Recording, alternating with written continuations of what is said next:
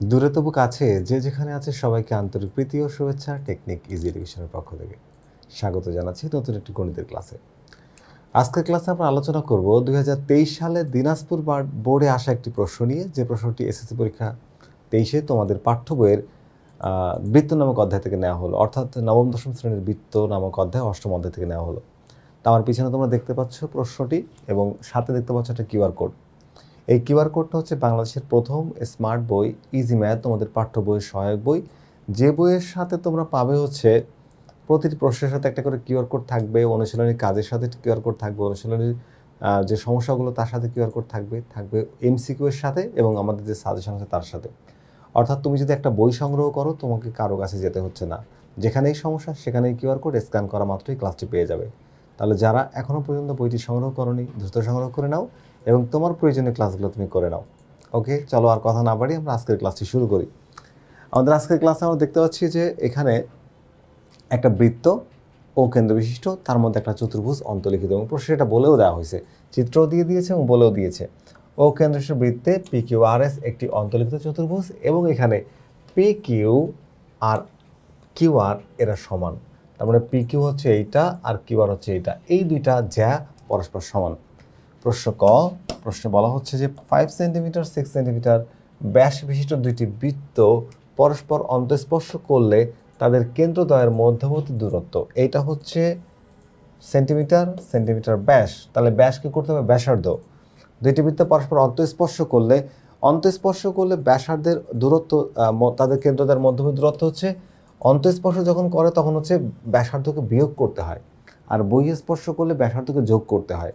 তাহলে আমরা এই মানটা পেয়ে যাব। তার মানে এখানে হচ্ছে 6-এর অর্ধেক হলো 3 আর 5-এর অর্ধেক হলো 5.5, তার মানে 3 মাইনাস 2.5, এই যে এখানে তুমি 0.5 পাবে এদের কেন্দ্রের অন্তর, আর কিছুই না। ব্যাস যেহেতু বলছে ব্যাসার্ধ বের করতে হবে। আচ্ছা, প্রমাণ করো যে P Q O Q R জ্যাদ্বয় বৃত্তটির কেন্দ্র হতে সমদূরবর্তী। মানে এটা বৃত্তের কেন্দ্র, এই কেন্দ্র থেকে এই জায়গার দূরত্ব, দেখো দূরত্ব বললে আমরা লম্ব বুঝি, একটা জায়গার ডিস্টেন্স বোঝাতে আমরা সেটাকে লম্বলম্বী অর্থাৎ সমকৌণিক দূরত্ব বুঝি বা সরাসরি দূরত্ব বুঝি। তার মানে ও থেকে যদি তুমি পি কিউ দূরত্ব বের করতে চাও তাহলে এখানে লম্ব টানতে হবে, দিলাম লম্ব টেনে, এই যে লম্ব। তাহলে ও মনে করো পি, এটা ই, ও ই, আর এখানে একটা লম্ব টানো, মনে করো ও এফ। এই ও এফ আর ও ই সমান হবে, এটা আমাকে প্রুভ করতে বলছে, আর কোনো কাজ নেই এখানে, খুবই ইজি জিনিস। ওকে, প্রমাণ করো যে অ্যাঙ্গেল পি কিউ আর, আচ্ছা পি কিউ আর এইটা এবং বিপরীত অ্যাঙ্গেল পি এস আর এইটা, এই দুইটার যোগফল 180 ডিগ্রি বা 2 সমকোণ। আমরা এটা উপপাদ্য 23-এর মধ্যে বারবার প্রমাণ করেছি। আজকে আমরা এই প্রশ্নের আলোকে এটাকে আরেকবার প্রমাণ করব। তাহলে চলো আমরা কোশ্চেনগুলো সমাধান করার চেষ্টা করি। দেখো, প্রথমে বলেছিলাম যে এদের ব্যাস থেকে ব্যাসার্ধ বের করতে হবে। তাহলে প্রথম বৃত্তের ব্যাসার্ধ R1 সমান হচ্ছে, ব্যাসকে 2 দিয়ে ভাগ করলে আমরা পাবো 2.5। দ্বিতীয় বৃত্তের ব্যাস হচ্ছে 6 সেন্টিমিটার, ব্যাসার্ধ হচ্ছে 3। তাদের কেন্দ্রদ্বয়ের মধ্যবর্তী দূরত্ব যদি অন্তঃস্পর্শ করেছে তাহলে একটা থেকে আরেকটা মাইনাস হবে, তাহলে আমরা বড়টা থেকে ছোটটাকে মাইনাস করে দিলাম, তাহলে 3 মাইনাস 2.5, তাহলে 0.5 হচ্ছে এদের কেন্দ্রদ্বয়ের মধ্যবর্তী দূরত্ব। আমরা পেয়ে গেলাম হচ্ছে দুইটি জায়ের কেন্দ্রদ্বয়ের মধ্যবর্তী দূরত্ব। যদি বহিঃস্পর্শ করতো তাহলে এই দুইটাকে যোগ করতে হতো। ওকে, আশা করি তোমরা এটা বুঝতে পেরেছো। আমরা নেক্সট কোশ্চেনে যাব। নেক্সট কোশ্চেনটা আমরা অসংখ্যবার এর আগে সলভ করেছি বোর্ড কোশ্চেনের মধ্যে, পাঠ্য বইয়ের কোশ্চেনের মধ্যে, তো আজকে আরেকবার সলভ করি। দেখো, ও কেন্দ্রীয় বৃত্তের মধ্যে, এখানে ও কেন্দ্রীয় বৃত্তের মধ্যে পি কিউ আর এস একটি অন্তর্লিখিত চতুর্ভুজ যার পি কিউ সমান আর এস। প্রমাণ করতে হবে কি, পি কিউ ও আর এস যে আদয় কেন্দ্র ও থেকে সমদূরবর্তী। তাহলে আমরা এই যে বৃত্তের কেন্দ্র হচ্ছে ও, আমাদের প্রমাণের জন্য আমরা ত্রিভুজের সাহায্য লাগবে। তা আমরা এক কাজ করেছি, দেখো এখানে আমরা এই ও থেকে পি কিউ এর উপর ও ই আর ও থেকে কিউ আর এর উপর ও এফ লম্ব টেনে দিলাম। ওকে, লম্ব টেনেছি। ও থেকে পি কিউ আর এস জ্যাদ্বয়ের উপর ও ই এবং ও এফ রেখাংশ লম্ব আঁকি, ও আর ত্রিভুজ লাগবে, বলছিলাম ত্রিভুজের সাহায্য লাগবে। তাহলে আমরা এখানে ও পি আর হচ্ছে ও আর কে যোগ করে দিলাম। তাহলে এই যে দুইটা ত্রিভুজ তোমরা দেখতে পাচ্ছ, ত্রিভুজগুলোকে একটু খেয়াল করে দেখো। এই ত্রিভুজের সাহায্যে আমরা এই বাহু দুইটাকে সমান প্রমাণ করব, ও ই আর ও এফ কে সমান প্রমাণ করব, অর্থাৎ ত্রিভুজের সর্বসমতা ব্যবহার করব। ত্রিভুজের সর্বসমতা ব্যবহার করতে পারলে, মানে সর্বসম প্রমাণ করতে পারলে প্রশ্ন যেটা চাইবে সেটা প্রমাণ হয়ে যাবে। তাহলে এখন দেখো ও ই পিকিউ এর উপর লম্ব আর ও এফটা কিউ আর এর উপর লম্ব। আমরা জানি বৃত্তের কেন্দ্র থেকে ব্যাস ভিন্ন কোনো জায়ের উপর অঙ্কিত লম্ব ওই জায়গাকে সমদ্বিখণ্ডিত করে। বৃত্তের কেন্দ্র থেকে ব্যাস ভিন্ন, মনে করো এই পিকিউটা কিন্তু ব্যাস না, একটা ভিন্ন একটা জায়গা, লম্ব টেনে দাও, তাহলে এই বিন্দুতে এই অংশটা আর এই অংশটা সমদ্বিখণ্ডিত হয়ে যাবে। তার মানে এই অংশটা কিন্তু হাফ অফ পিকিউ, তাই না? ঠিক একই রকমভাবে এখানে যখন লম্ব টানবা তখন এই আর এফ এবং কিউ এফ সমান হয়ে যাবে। তার মানে এই অংশ আর এই অংশ সমান হয়ে যাবে, তাই না? তাহলে তুমি এই আর এফ সমান লিখতে পারো হাফ অফ কে আর কিউ। ওকে,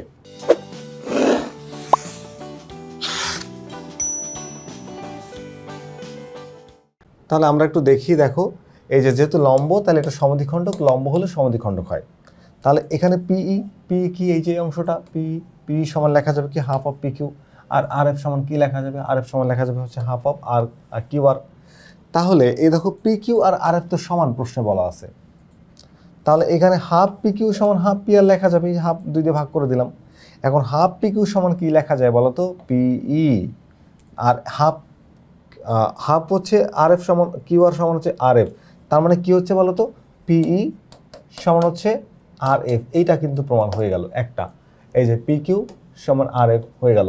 এবার দেখো এই যে অংশটা ও পিও আর হচ্ছে আরও বা ওপি সমান ও আর, এই যে ওপি সমান হচ্ছে ও আর, এইটা হচ্ছে একই বৃত্তের ব্যাসার্ধ। এটা কি একই বৃত্তের ব্যাসার্ধ। দেখো এই তাহলে এই দুইটা সমান হলো। আর দেখো এই যে কোণটা, এই কোণটা হচ্ছে সমকোণ, আর এই কোণটা কি সমকোণ। তাহলে এটা দেখো এই বাহুটা সমান প্রমাণ করছি, এই বাহুটা অর্থাৎ অতিভুজ আর অতিভুজ, তার মানে হচ্ছে একই বৃত্তের ব্যাসার্ধের কারণে এটা সমান। আর এই কোণটা সমকোণ, ত্রিভুজের 3টা উপাত্ত পাওয়া গেছে। 3টা উপাত্ত পাওয়া গেলে ত্রিভুজ কি হয়ে যায়, সর্বসম। তো সর্বসম ত্রিভুজের অনুরূপ বাহু অনুরূপ কোণ সবই সমান হয়ে যায়। তাহলে ও ই সমান ও এফ কিন্তু প্রমাণ হয়ে গেল। জাস্ট এটাকে আমি যদি এভাবে একটু সাজায় লিখে দিই, যেহেতু ত্রিভুজটা উপরে চলে গেছে এই জন্য আমি ওখানে বুঝিয়ে নিলাম।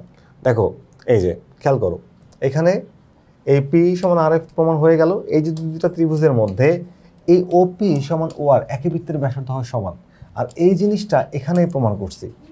আর সমকোণী ত্রিভুজ যেহেতু বলছি, তার মানে দুইটা কোণ তো সমকোণ, ওরা পরস্পর সমান। তাহলে ত্রিভুজ দুইটি কি বলতো, সর্বসম। ত্রিভুজ দুইটি কি, পি ও ই এবং ত্রিভুজ আর ও এফ সর্বসম। সর্বসম ত্রিভুজের অনুরূপ বাহু কোণ সবই সমান হয়। তাহলে এখানে ও ই যে লম্বটা টেনেছিলাম আর ও এফ যে লম্ব, এরা পরস্পর সমান। কিন্তু ও ই এবং ও এফ কি, কেন্দ্র ও থেকে পি কিউ ও আর কিউ আর এর, এটা হচ্ছে পি কিউ এর আর এটা হচ্ছে কিউ আর এর দূরত্বকে নির্দেশ করে বা দূরত্বকে বোঝায়। তাহলে এরা যদি সমান হয়ে গেছে, দেখো এই যে এরা যদি সমান হয়ে গেছে, তার মানে দূরত্ব কি সমান। সুতরাং P Q O Q R যে আদায় বৃত্তটি কেন্দ্র থেকে সমদূরবর্তী বা সমান দূরত্ব অবস্থান করছে। আশা করি তোমরা এটা বুঝতে পেরেছো। এখন আমরা প্রশ্ন গ এর সমাধান করব।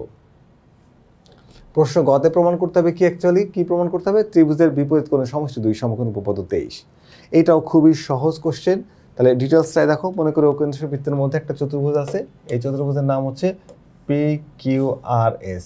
চতুর্ভুজের বিপরীত দিকের কোণ এটা কিউ কোণ, আর এই এস কোণ নাম হচ্ছে এই যে কোণ পি কিউ আর প্লাস কোণ পি এস আর সমান হচ্ছে 2 সমকোণ। প্রমাণ করতে হবে। প্রমাণের জন্য আমি কি করেছি, একটু অঙ্কন করেছি, যেটা হচ্ছে পিও আর ও আর, এটাকে যোগ করে দিলাম। পিও আর ও আরকে কী করলাম, যোগ করলাম। যোগ করলে আমরা কিন্তু কেন্দ্রস্থ কোণ আর বৃত্তস্থ কোণের সম্পর্কটাকে এখানে নিয়ে আসবো। কী করব, কেন্দ্রস্থ কোণ আর বৃত্তস্থ কোণের সম্পর্কটা এখানে একটু ব্যবহার করতে চাই। দেখো এই যে চাপ পিএসআর মানে এই অংশটা, পিএসআর চাপের উপরে দণ্ডায়মান কেন্দ্রস্থ কোণ পি ও আর, মানে এই কোণটা পি ও আর, ঠিক আছে, পি ও আর কোণ, এটা হচ্ছে কেন্দ্রস্থ কোণ। আর ওই চাপের উপরে দণ্ডায়মান বৃত্তস্থ কোণ হচ্ছে পি কিউ আর, এই যে পি কিউ আর। তাহলে আমরা জানি যে একই চাপের উপর দণ্ডায়মান কেন্দ্রস্থ কোণ বৃত্তস্থ কোণের দ্বিগুণ, তাহলে কেন্দ্রস্থ কোণ হবে 2 বৃত্তস্থ কোণের সমান। সুতরাং কেন্দ্রস্থ বৃত্তস্থ কথাগুলো বাদ দিলে কি হয়, কোণ পি ও আর সমান কোণ পি কিউ আর, এটাকে ধরো একটা সমীকরণ। একই রকমভাবে যখন আমি উল্টা দিকের বড় চাপটা নিব, তাহলে এই চাপের উপরে দণ্ডায়মান, দেখো এই চাপটাকে যখন আমি নিচ্ছি, এই যে চাপ, এই চাপটাকে যখন আমি নিচ্ছি তখনও কিন্তু একটা কোণ তৈরি হচ্ছে, সেই কোণটা হচ্ছে এই কোণটা, এই যে পিও আর। কিন্তু আগে তো উপরের দিকের কোণটা হয়েছিল নিচের দিকের কোণ, এই কোণটা কিন্তু এর নামও পিও আর। তাহলে এটাকে আমি শুধু পিও আর লিখলে কনফিউজ, উপরে টানা নিচেরটা, এই জন্য এর যে আলাদা যে কোণের যে অন্য যে নামটা, মানে এই কোণটা যেহেতু 180-র চেয়ে বড়, তাহলে এটাকে বলা হয় প্রবৃদ্ধ কোণ। তাহলে যেহেতু কেন্দ্র উৎপন্ন, তাই কেন্দ্রস্থ প্রবৃদ্ধ কোণ পিও আর লিখলে আমি নিচেরটাকেই বুঝবো। এবং বৃত্তস্থ কোণ হচ্ছে পিএসআর, পিএসআর এই যে এইটা দেখো, এই চাপ হচ্ছে এইটা, এই চাপের উপরে দণ্ডায়মান কেন্দ্রস্থ কোণ হলো এইটা আর বৃত্তস্থ কোণ হলো এইটা। তাহলে কেন্দ্রস্থ কোণ বৃত্তস্থ কোণের দ্বিগুণ। তাহলে এখানেও আমরা সেম প্রসেসে কেন্দ্রস্থ কোণ বৃত্তস্থ কোণের দ্বিগুণ সমীকরণ তৈরি করলাম। এই যে এটা হচ্ছে প্রবৃদ্ধ কোণ সমান 2 বৃত্তস্থ কোণ, এখানে দেখো কেন্দ্রস্থ কোণ বৃত্তস্থ কোণের দ্বিগুণ, এখানেও প্রবৃদ্ধ কোণ পিওআর সমান 2 বৃত্তস্থ কোণ পিএসআর হবে। তাহলে আমরা এই যে দুইটা সমীকরণ এখন তৈরি করলাম, দেখো সমীকরণ দুইটাকে শুধু আমরা যোগ করে দিলে আমাদের অ্যান্সার হয়ে যাবে। এটা 2 নম্বর সমীকরণ। তাহলে সমীকরণ 1 এর বাম পাশ আর এটা 2 এর বাম পাশ। এটা হচ্ছে 1 এর ডান পাশ, 2 এর ডান পাশ আর 1 এর ডান পাশ। 2 এখানেও 2 ছিল, ওখানেও 2 ছিল, 2 কমন নিয়ে নিলাম। এখন দেখো এই যে পিওআর একটু ভালো করে বুঝাই, দেখো এখানে এই মনে করো পিওআর, পিওআর, এইখানে হচ্ছে পিওআর কেন্দ্রস্থ কোণ আর এগুলো প্রবৃদ্ধ কোণ, দুইটা যোগ করলে কি হয়? সার্কেল, বৃত্ত। তাহলে বৃত্ত মানে 4 সমকোণ বা 360 ডিগ্রি। তাহলে এই দুইটা কোণের যোগফল হচ্ছে 360 ডিগ্রি। তাহলে কোণ পিওআর প্লাস প্রবৃদ্ধ কোণ পিওআর সমান কি? 4 সমকোণ। ওকে, 4 সমকোণ।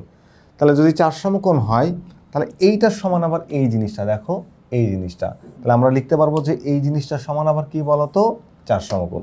তাহলে এই যে 2 গুণ আকারে আছে, এটাকে ওই পাশে পাঠিয়ে দাও, 4কে 2 দিয়ে ভাগ করে দিলে কত পাবা? 2। সুতরাং কোণ পিওআর প্লাস কোণ পিএসআর সমান হচ্ছে 2 সমকোণ। তার মানে কেন্দ্রস্থ কোণ বৃত্তস্থ কোণের দ্বিগুণ। এই শর্ত অনুযায়ী আমি দুইটা সমীকরণ তৈরি করলাম। দুইটা সমীকরণ তৈরি করার পরে তাদেরকে যোগ করে দিলেই কিন্তু প্রমাণ হয়ে গেল, আর কোনো ঝামেলা নেই। পরের কোশ্চেন হচ্ছে আমাদের দিনাজপুর বোর্ড 2023, আমরা আরেকটি ক্লাসে এটা সমাধান করব এবং প্রত্যেকটি প্রশ্নের সাথে একটা করে কিউআর কোড থাকবে। কিউআর কোড স্ক্যান করলে তুমি আমাদের এই ক্লাসে দেখতে পাবে। তাহলে যারা এখনও পর্যন্ত ইজি ম্যাথ বইটি সংগ্রহ করোনি, ম্যাথ বইটি সংগ্রহ করে নাও এবং তোমার প্রয়োজনীয় ক্লাসটি করে নাও। তাহলে আজকের ক্লাসটি এখানে শেষ করছি। দেখাবে আবারও নতুন কোনো গাণিতিক সমস্যা নিয়ে। ততক্ষণ পর্যন্ত ভালো থেকো। আল্লাহ হাফেজ।